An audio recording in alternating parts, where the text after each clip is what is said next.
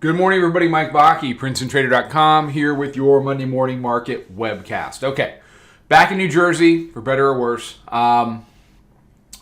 Daily chart, you can see how the 9-day, it's pretty typical of, strong upward markets, has held price.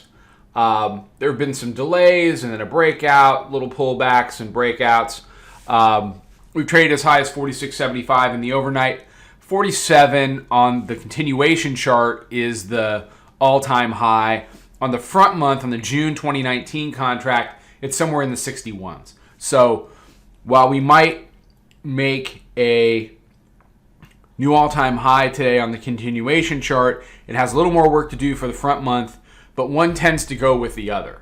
So if they're able to take out 47, it opens up a move to 61 to get that price printed, and then, we kind of take it from there and see what it wants to do. The market is bid.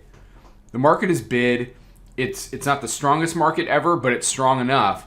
And it's also underscored by the complete inability of the bears to execute anything on the downside. So let's look at the hourly chart.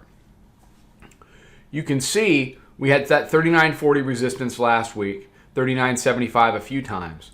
Came in and held 35. They tried to take it down Thursday. They tried to take it down Friday. The market wasn't having any of it at all. And once they broke above 35, it was able to run back towards the upside, printed as high as 42.75 into the close.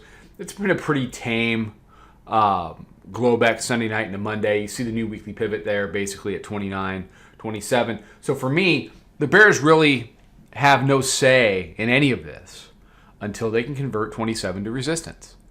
If we're going to live above the weekly pivot, then these dips become buys, and they bleed to the upside, and they do what they do. The biggest problem with last week,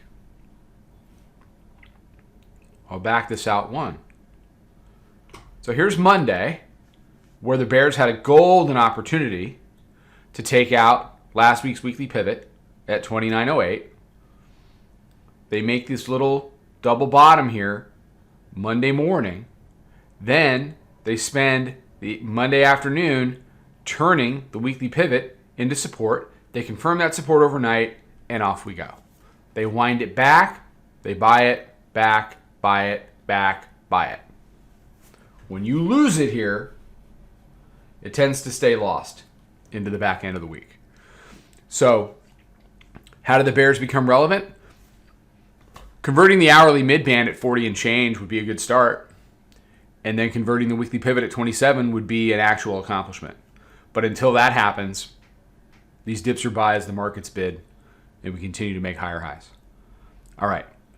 Everybody have a fantastic day. It's great to be back. A couple days left in the month. It's been another good month here, and we're in protect the month mode, and we'll go from there. Take care, and trade them well. I'll talk to you soon. Follow us over on Twitter, Instagram, and Snapchat at Princeton Trader. Check us out on Facebook and join us for a free trial at www.princetontrader.com. Trade them well.